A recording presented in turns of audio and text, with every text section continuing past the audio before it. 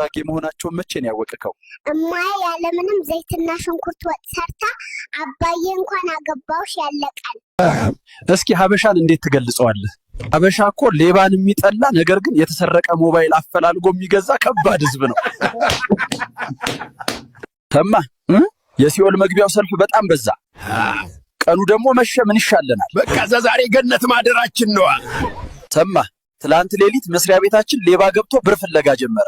ከያም እኔ የተነሳውና አብሬው መፈለግ ጀመርኩ። ኧረ ተው። እሺ እባክሽ በእኔ እጅ ሳይሆን በባንኩ ቢቆጠር ይሻላል። እሺ እንዳትቸገር። እስኪ በጣም አስቂኝ ቀልድ ነገረኝ። በዚህ ዘመን ኢትዮጵያ ውስጥ ሰርቼ ልወጣል። ብሮ ሀበሻ ዜብራ ላይ እየተሻገረ ቶሎ በል ስትለው ቅርፍፍ እያለ ምን ይላል መሰላችሁ? ቢቀጨኝ እኮ ጥፋተኛው እሱ ነው። ፋይዳ መታወቂያ ለመውሰድ ነበር የመጣሁት እና ይሄ ሁሉ ሰው ዘይት ሊወስድ የተሰለፈ መሰለሽ እንዴ? ሄደሽ ተሰለፊ። ዘንድሮ የአህያ ዘመን ነው። ና እስቲ የሚበላ ነገር ምን አላችሁ? ዛሬ የአህያ ጥብስ አማረኝ። ካልሆነ አለቅህም። ደበባ ነኝ ክዳሜ ከሰዓት የሻይ ሰዓት እንግዳ ነኝ። ዛሬ ዮኒ የለም ጸጊ። እኔ ሻይ አልወድም። ስጋ ነገር ካለ ሀሪፍ ነው።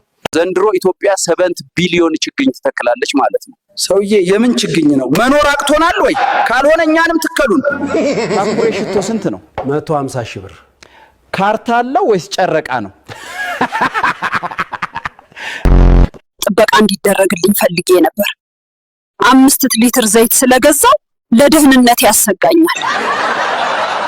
በመንግስቱ ቅቤ ጠገበ ድስቱ፣ በመለስ ሁሉም ጠግቦ ፈስ በፈስ፣ በኃይልሻ 10 ብር ገባ ጉርሻ፣ በአብይ ሁልሽም አፈርቢ። እባካችሁ ስማችሁ ዱባለ፣ ደሳለኝ፣ ሙሉቀን፣ ነጋና በቀለ የሆናችሁ ሰዎች የልጃችሁን ስም ብትሞቱ ሳራ እንዳትሉት። አያቴ ከሰው በላይ አድርግህ ብላ መርቃኝ። ይሄው አሁን ኮንዶሚኒየም 8ኛ ላይ ነው ቤቴ። በዛም ሆነ በዚህም የአያቴ ምርቃት ጠብ አላለም። እባካችሁ ልተኛ ነው፣ ዝም በሉ። እሱን ወስደህ ድመት ታምጣልኝ ባክ። እስቲ አንድ ቀልድ ንገረኝ። በዚህች ሀገር እሰራለሁ እለወጣለሁ።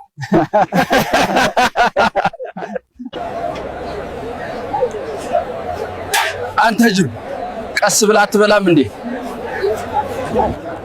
እኛ ራሱ እንደዚህ አንበላም። ተረጋግተህ አትበላም እንዴ? የት ሄድብሃል? ምን አይነቱ ነው ያሳማ? ፍቅረኛዬ ስትተኛ ጸጉሯን እያሻሻው እንቅልፍ ባስወስደት ደስ ይለኝ ነበር፣ ግን ጸጉሯ ቁም ሳጥን ውስጥ ነው።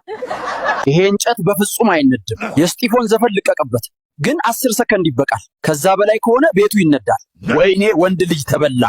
ባለስልጣኖች ፒውል እየተጫወቱ በ2000 ሲባባሉ ሰምቼ ገብቼ ለካ በ2000 ካሬ ነው። ልጄ እሱ የፈረንጅ ዶሮ ስንት ነው? 3000 ብር። ሰውዬ እንግሊዝኛ እንዲያስተምረኝ አይደለም እኮ የምገዛው። እማማ ማታ በህልሜ ደረቅ እንጀራ ስበላ አደርኩኝ። ፍቱልኝ እስኪ። ተመልሳተኛ ወጥ ይጨመርልሃል። አሁን አባይ ተገደቧል። ከዚህ በኋላ መብራት አይጠፋብንም። ፈጣሪ ሆይ አይንህ ጠፍቶ ነው በለኝ። ማን ነው የሚመለከተው? ባለ 100 ብር ካርድ ሞልቼ እንዴት ምንም የለህም ይለኛል? ማን በላው? እንዴ ደንበኛችን 100 ብር ተበድሮ ነበርኩ። ምን ያስቅሻል? ጠብቂ ቆይ። እንጆ ስልክሽን ስጭኝ እስቲ። ፍቅረኛ አለኝ አልሰጥክም። እሺ በቃ ለደበበ ስጪው። ደሃ መሆናችሁን መቼ ነው ያወቀው? እናቴ ሳታስበው የሸማቾች ካርድ ከኪሷ ወድቆ ሳይ በቃ አልቻልኩም። የደሃ እንደሆነ ገባኝ። ቁርሴም ፒዛ ነው የምበላው። አንተ ምንድነው የምትበላው? እኔ ደሃ ልጅ ነኝ። ጠዋት ተነስቼ መከራዬን ነው የምበላው። ማሙሽ ስምህንና ምን መብላት እንደምትወድ ንገረኝ። ስሜ ጠንክር ይባላል። መብላት የምወደው ነገር ደግሞ እቁብ ነው። እናትዬ ስልክሽን ስጭኝና እንደዋወላ። ምን ደፋር አንተ! ማግኔት ብትውጥ ራሱ አስበኝም። ልክ ነሽ። ማግኔት ድንጋይ አይስብም።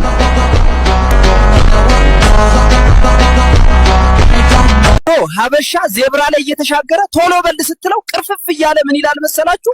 ቢቀጨኝ እኮ ጥፋተኛው እሱ ነው። የመንግስት ሰራተኛ ስንት ዓመት ቢሰራ ነው የራሱ ቤትና መኪና የሚኖረው? እንደ ስራው ይለያል። ለምሳሌ ጠዋት ጉምሩክ ከተቀጠርክ ከሰዓት የራስ ቤት ይኖርሃል። የኑሮ ውድነት እንዴት ነው? ፋዘር እንቁላል በ30 ብር ገዝቶ ቅርፊቱን አጣሉት ምሳ ፍርፍር ይሰራበታል እያለ ነው። ይቺ ቲማቲም ስንት ናት? 50 ብር። ሂድ ንፍጣም እራት ልትሰራባት እንጂ ፊልም ልትሰራባት የፈለኳት መሰለክ እንዴ? ይህን ሁሉ ዘይት የምትገዛበትን ገንዘብ ከየት ታመጣህ ንገረን። ገንዘቡን እንደሰረክ እናውቃለን።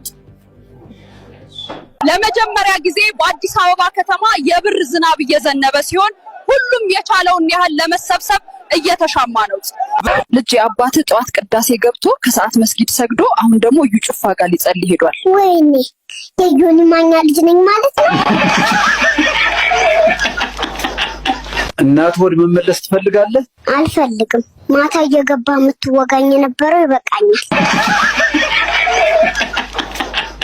የሜትሪክ ተፈታኞች ብርሃኑን ያስወደቀን እያሉ ነው። መላጣው ላይ ቆመው ነው እንዴ ተፈተኑት? አቤ ውፍረትህ ለጤና አስጊ የሆነ ነው። ስለዚህ ከዚህ በኋላ ጠዋት ዳቦ በሻይ ብቻ ነው መብላት ያለብህ። እሺ ዶክተር፣ ዳቦ በሻዩን ግን ከቁርስ በፊት ነው ወይስ በኋላ ነው መብላት ያለብኝ? ዩኔስኮ የኢትዮጵያን እድገት የማይታይ የማይዳሰስ ቅርስ ብሎ መዝግቦታል አሉ። ጥበቃ እንዲደረግልኝ ፈልጌ ነበር። 5 ሊትር ዘይት ስለገዛው ለደህንነት ያሰጋኛል። ማዘር ፌስታል ይዞ መንቀሳቀስ 5000 ብር እንደሚያስቀጣ አያውቁም? እና እንጀራ ገዝቼ በኮንዶም ሊያዝልህ?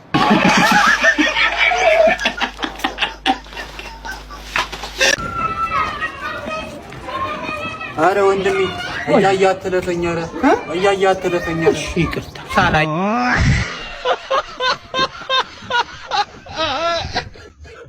ይሄ አማኑኤል እብዶች ሆስፒታል ነው? አዎ። አጉላላቸው የሚባል ታካሚ ያላችሁ? እባክዎ መስመር ላይ ቆዩ፣ አይችልም መለስ። ታካሚ አጉላላቸው ትናንት ምሽት አጥር ዘሎ አመለጠጥ። ማን ልበል? እኔ ነኝ አጉላላቸው። መውጣቴን ለማረጋገጥ ነው የደወልኩት።